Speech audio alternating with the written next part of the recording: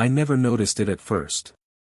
Sleep had always been a refuge, a way to escape the monotony of days filled with ordinary noises, the distant hum of traffic, the occasional laugh of friends I barely understood. That night, though, something shifted. I went to bed exhausted, my body heavy with fatigue, and when I opened my eyes, the world seemed wrong. My room was the same, my bed unchanged, yet a cold, alien feeling clung to the air. I looked down at my hands, only to find them trembling unnaturally, fingers too long, veins standing out as if they belonged to someone else. My reflection in the mirror across the room startled me. It was me, yet not me. A stranger's eyes stared back, the faintest smirk curling at the edges of a familiar face. I rubbed my eyes, hoping it would vanish, and it did, but the unease lingered like smoke in the corners of my mind. The next morning, the subtle terror returned. I woke with the familiar comfort of daylight, but everything felt skewed, off-kilter, as if reality itself had shifted while I slept. My phone buzzed with messages I didn't recognize sending themselves, notes typed in perfect, deliberate prose, in my own tone, but containing thoughts I had never had. One message read simply, "Don't be late tonight," and it was signed with my name. My stomach dropped. I hadn't sent it. No one had access to my devices. And yet, someone, or something, had inhabited my body while I slept, moving, thinking, interacting, as if I were no longer the one in control. Small things began appearing everywhere. Notes in my school notebook, sketches in margins, phrases scrawled in places I didn't remember reaching. At first, I blamed myself. Sleep deprivation, stress, too many late nights. My parents, sensing my unease, reassured me, dismissing my concerns with nervous smiles. "You're imagining things," they said. "You're tired. Don't worry." But deep down, I knew better. I had felt the weight of someone else inside me, tracing the outline of my body. Moving as I would have, yet with an awareness that surpassed my own. I stayed awake for a night, determined to witness this intrusion. My eyes refused to close, staring at the ceiling, ears straining for the slightest sound.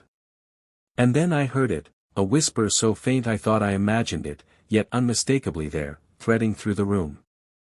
"Stop watching me," it hissed, a voice that somehow came from inside my own mind. My blood ran cold. I realized, with a shuddering clarity, that this presence knew I was aware, and it was amused by it. When I finally succumbed to sleep again, the world blurred, and I awoke to the strangest sensation, watching someone else moving as me. My body, my face, my voice, acted with deliberate purpose, interacting with friends I could only observe, performing gestures I hadn't intended.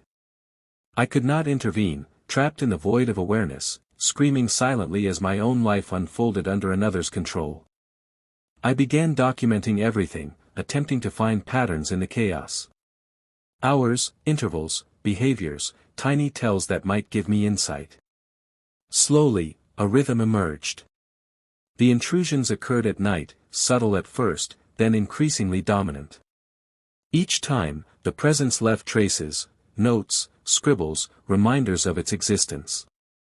The more I understood, the more terrifying it became. I could predict it, but prediction offered no safety.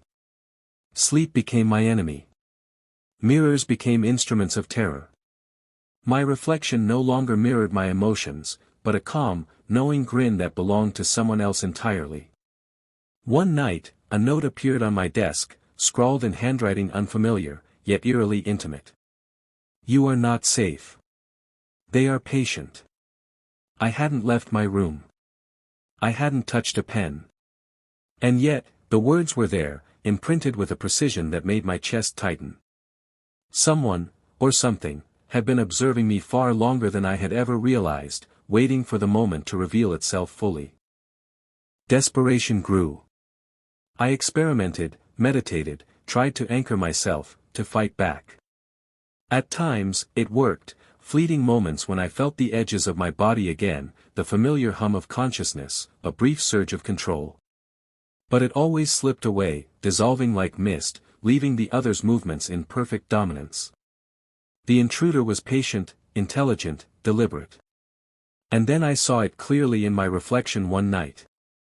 Its eyes, not mine, locked onto me with a calm amusement. A smirk spread across the face, a mockery of my fear, before returning to a facade of normalcy. The awareness of being watched, studied, taunted, pressed into my mind like ice. It was testing me, learning me, shaping its control with precision. Hours, days, weeks became indistinguishable. My own memories blurred. Conversations I had participated in slipped into unfamiliar territory. Gestures I once recognized became foreign. I was becoming alien to myself. The intruder wasn't content with occupying my body, it wanted to reshape me, hollow me out, until I existed only as a shadow of its design. Communication came in whispers, in notes, in subtle signs, until one night, a direct message, "I am you. And not you. Watch carefully." The revelation shattered everything I believed about my world. This was no mere possession. It was intimacy, a joining of consciousnesses that blurred the line between self and other. It was part of me, or I was part of it, and neither of us could exist without the other. I tried to resist.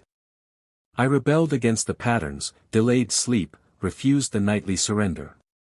But every rebellion was met with subtle punishment, a broken friendship, a missed opportunity, a word I didn't say that became a rumor. The presence was methodical, efficient, and almost playful in its control. It reshaped my instincts, teaching me obedience without fear, until I found myself waiting for its guidance, anticipating its interventions, wondering if I had ever truly been free.